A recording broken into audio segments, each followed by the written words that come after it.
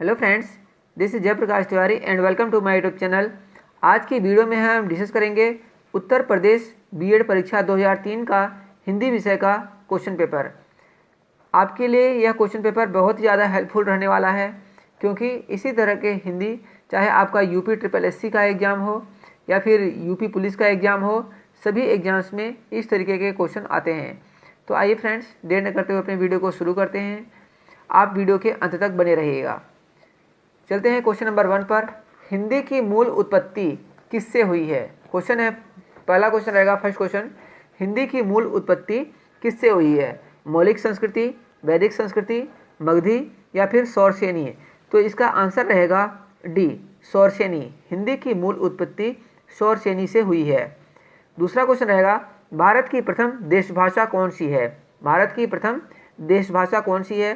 पाली, संस्कृत, प्राकृत या फिर इनमें से कोई नहीं? तो फ्रेंड्स, यहाँ पर कंफ्यूज होकर आप संस्कृत मत लगा देना कि भारत की प्रथम देशभाषा संस्कृत रही होगी। इसका आंसर रहेगा ए, पाली। भारत की प्रथम देशभाषा पाली है। चलेंगे नेक्स्ट क्वेश्चन पर। निम्नलिखित में से कौन सी भाषा संस्कृत भाषा का अपभ्रंश है? संस्कृत भाषा का अपभ्रंश कौन सी है? खड़ी बोली, ब्रज, अवधी या फिर डी ऑप्शन पाली? तो इसका आंसर बिल्कुल डी रहेगा, पाली भाषा। जो पाली भाषा है वो संस्कृत की अपभ्रंश भाषा है। नेक्स्ट क्वेश्चन पर चलेंगे। भाषा के शुद्ध रूप का ज्ञान किससे होता है? किससे भाषा का शुद्ध रूप का ज्ञान होता है? ऑप्शन है लिपि, व्याकरण, लिखित भाषा या फिर इनमें से कोई नहीं? तो इसका ऑप्शन रहेगा बी, व्याकरण। चलेंगे नेक्स्ट प्रश्न। हिंदी में स्वतंत्र रूप से बोले जाने वाले अक्षर क्या कहलाते हैं? जो हिंदी में स्वतंत्र रूप से अक्षर बोले जाते हैं उन्हें क्या कहते हैं? स्वर कहते हैं, संयुक्त अक्षर कहते हैं, व्यंजन कहते हैं या फिर हम स्वतंत्र ध्वनि कहते हैं? तो इसका आंसर रहेगा ए। जो स्वतंत्र बोले जाते हैं उनको हम बोलते हैं स्वर, और जो स्वरों की सहायता से बोले जाते हैं उनको हम बोलते हैं व्यंजन। चलेंगे नेक्स्ट प्रश्न पर। हिंदी भाषा में वे ध्वनियाँ कौन सी हैं जो दूसरी ध्वनियों की सहायता से बोली या लिखी जाती हैं? तो इसका जो आंसर रहेगा बी रहेगा, व्यंजन। सातवां प्रश्न है, क ख ग फ में से कौन सा उर्दू से लिया गया है? जो आपके क ख ग और फ हैं, इसमें से कौन सा जो है उर्दू से लिया गया है? तो इसका जो आंसर रहेगा ख। जैसे आप लिखा हुआ देख रहे हैं, ख लिख करके उसके नीचे जो है थोड़ा बिंदी सी बनाई गई है, तो ये किससे लिया गया है? ये उर्दू से लिया गया है। नेक्स्ट क्वेश्चन पर चलेंगे। आठवां प्रश्न रहेगा, जिन शब्दों के अंत में अ आता है उन्हें क्या कहते हैं? जिन शब्दों के अंत में अ आता है उन्हें क्या कहते हैं? अनुस्वार कहते हैं, अयोगवाह कहते हैं या फिर अंतस्थ कहते हैं या फिर अकारांत कहते हैं? तो इसका आंसर रहेगा डी, अकारांत कहते हैं। जिन शब्दों के अंत में अ आता है उन्हें हम अकारांत कहते हैं। नेक्स्ट क्वेश्चन पर चलेंगे। जैसा कि आप निर्देश देख रहे हैं, क्वेश्चन नंबर 9 से 13 के लिए है। निम्नलिखित प्रश्नों में 4 वैकल्पिक वर्तनी दी गई है। सही वर्तनी वाले शब्द का चयन कीजिए। जो सही वर्तनी का है उसका चयन करना है। तो आप देख रहे हैं अनुच्छेद, अनुच्छेद जो भी लिखा हुआ है, तो इसका आंसर जो ऐसे होगा सी होगा, अनुच्छेद। जो अनुच्छेद होता है सी जैसा लिखा हुआ है वैसा लिखा जाता है। नेक्स्ट क्वेश्चन है, पूंजीवाद हमें बताना है। तो 10वें का होगा बी होगा, पूंजीवाद। बड़ी ऊ की मात्रा आती है पर पूंजीवाद, ठीक है? तो इसकी गलती नहीं करना, पूंजीवाद।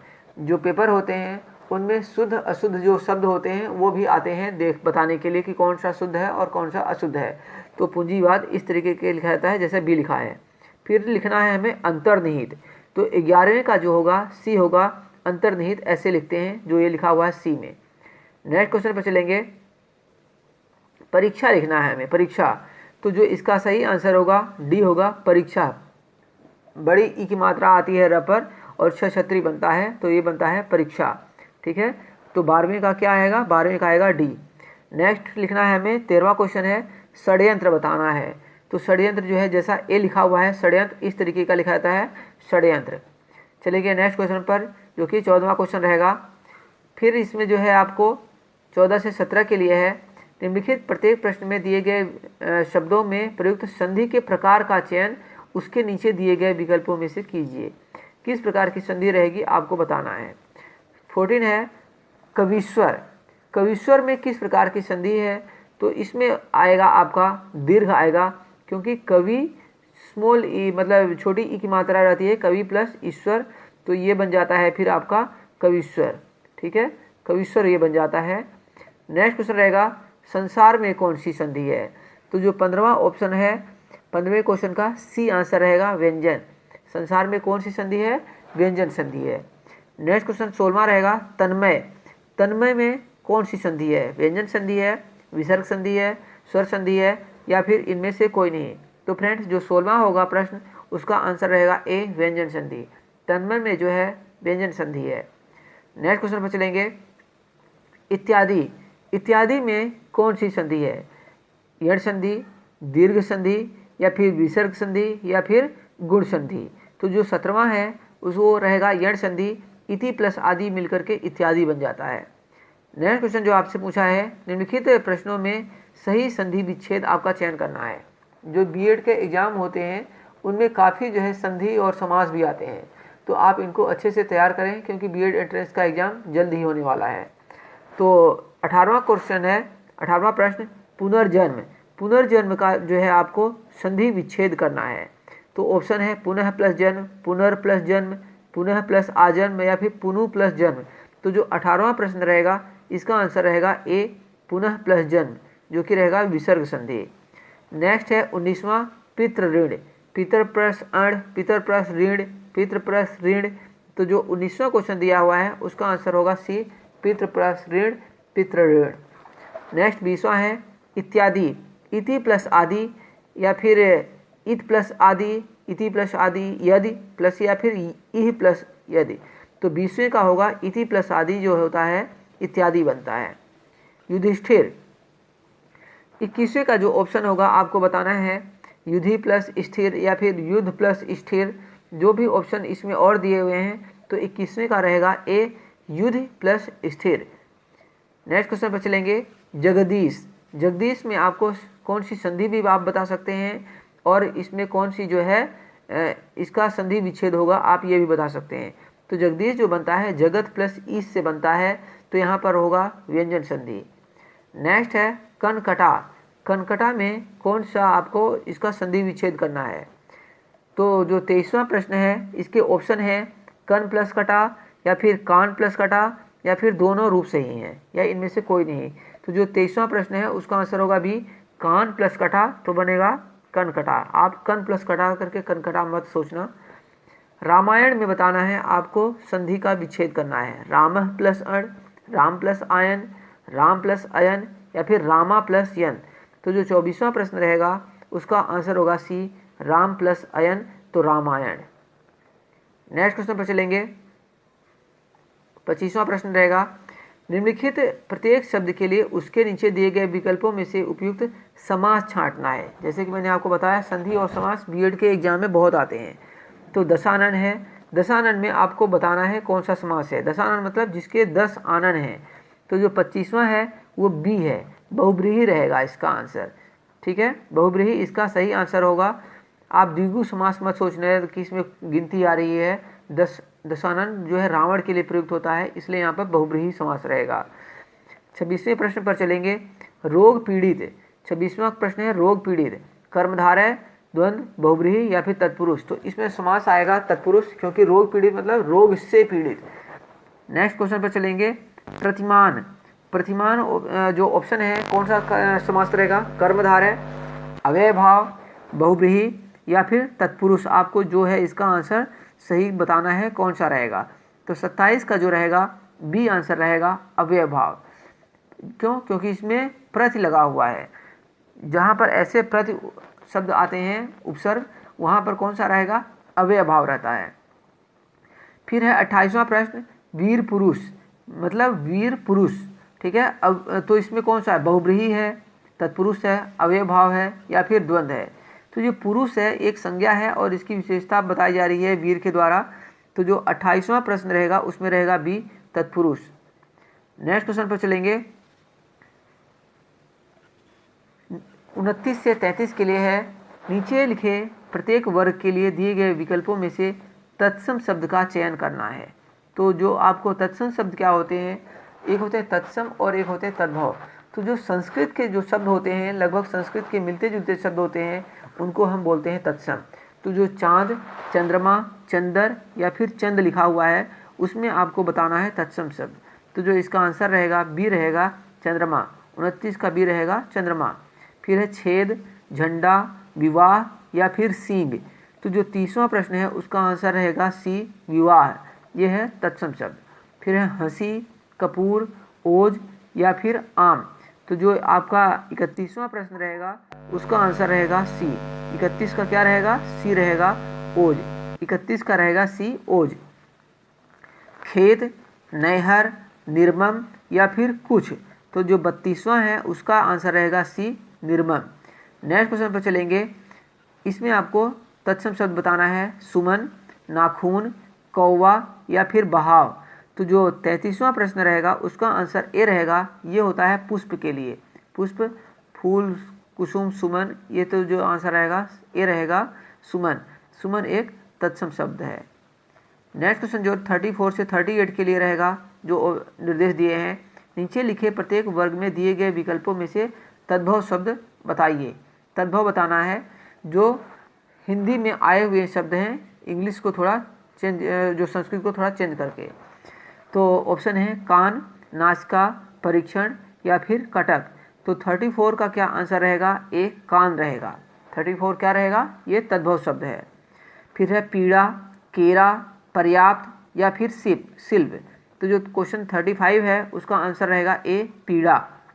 36वां है पक्षी, नृत्य, अंधेरा या फिर पश्य। तो 36 का रहेगा सी, अंधेरा।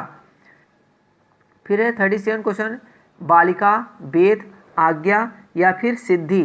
तो 37 का आंसर रहेगा बी, वेद। नेक्स्ट क्वेश्चन पर चलेंगे।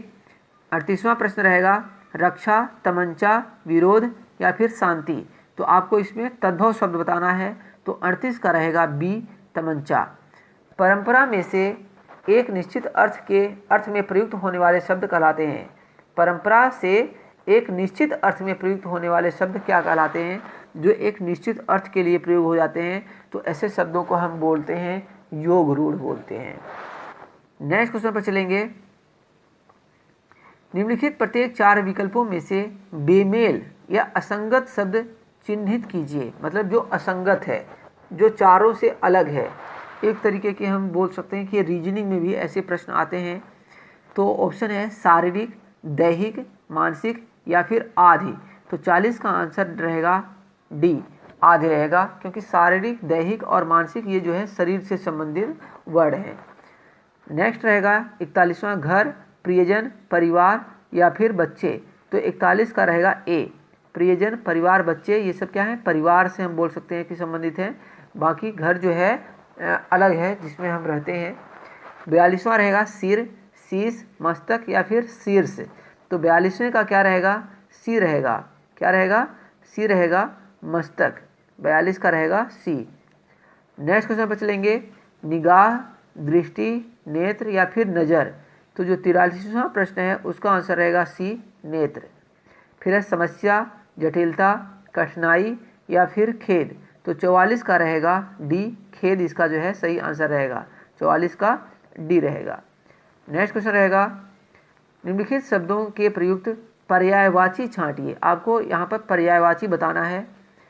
स्वर्ग का पर्यायवाची बताना है। नरक, ब्रह्मांड, यमलोक या फिर धौ। जो लिखा हुआ है 45 का क्या होगा? डी होगा। 45 का डी होगा। स्वर्ग का पर्यायवाची होता है धौ। नेक्स्ट है कुबेर।